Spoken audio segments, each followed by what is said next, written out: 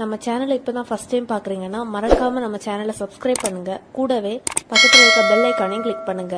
வாங்க ஃப்ரெண்ட்ஸ், வீடியோக்குள்ள போகலாம். ஹாய் ஃப்ரெண்ட்ஸ், நம்ம இந்த வீடியோல பார்க்க போறது வெண்டைக்காய் பொரியல் பண்ண போறோம். ரொம்ப சிம்பிளா பண்ண போறோம். எப்படி பண்றேன்னு பார்த்தலாம். இப்போ அதுக்கு 1 டேபிள் ஸ்பூன் எண்ணெய் சேர்த்துருக்கிறேன். எண்ணெய் சூடானோன்னா ஒரு 1/4 டீஸ்பூன் அளவுக்கு கடுகு சேர்த்துக்கோங்க. கடுகு பொரியட்டும்.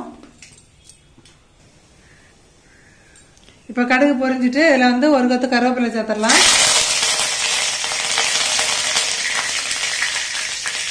இப்போ வெண்டைக்காய் இந்த மாதிரி ரொம்ப கொஞ்சம் குட்டியாக தான் கட் பண்ணி எடுத்துக்கணும், பொரியலுக்கு கணக்கு பண்ணி.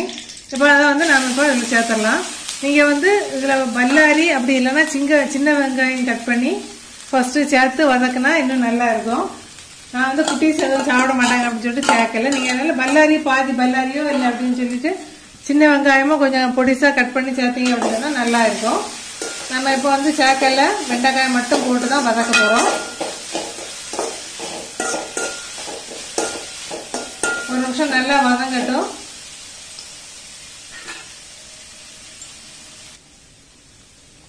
இப்போ ஒரு நிமிஷம் வதங்கிட்டு இதில் தேவையான உப்பு சேர்த்து கொடுத்துக்கலாம்.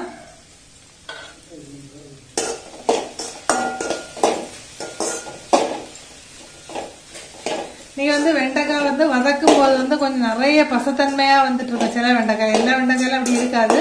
அப்படி நல்லா ஒரு மாதிரி பசையா வந்துட்டு இருந்த மாதிரி இருந்து அப்படின்னு சொன்னா நீங்க என்ன பண்ணிக்கோங்க, ஒரு சொட்டளவுக்கு புளி போதும், கொஞ்சமா.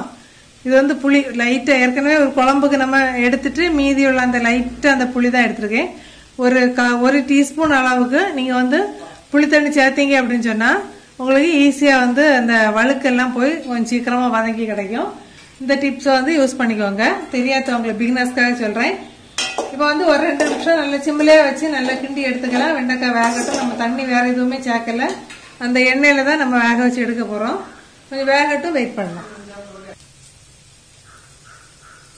இப்ப பாருங்க, வெண்டைக்காய் நல்லா வெந்துட்டு, நீங்க இடையில லைட்டா ஒருக்கா கிண்டி கொடுத்துருந்தா போதுமா இருந்து. ஒரு 2 நிமிஷத்துல நமக்கு வெண்டைக்காய் ரெடி ஆயிட்டு, நம்ம புளி தண்ணி சேர்த்தது கூட ஃபில்டர் ஆயிடுங்க. பாருங்க, அந்த பசத்தன்மை எல்லாம் போய் அப்படின்னா சீக்கிரமா ரெடி ஆகும். அதுக்காக தான் அந்த புளி தண்ணி சேர்த்துறது.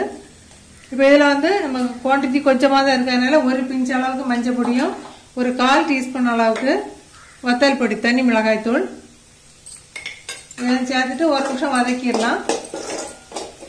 அந்த மசாலாவோட பச்சை வாசனை போன உடனே நீங்க தேங்காய் உள்ளி சீரகம் சேர்த்து பல்ஸ் மோட்ல ஓட்டி எடுத்து சேர்க்கறேன்னா அப்படி கூட சேர்க்கலாம்.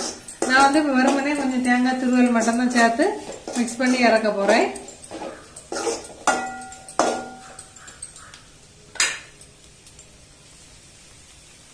இப்போ மசாலாவோட பச்சை வாசனை எல்லாம் போன அப்புறம் நம்ம 1 டேபிள் ஸ்பூன் அளவு தேங்காய் சேர்த்துக்கிறோம்.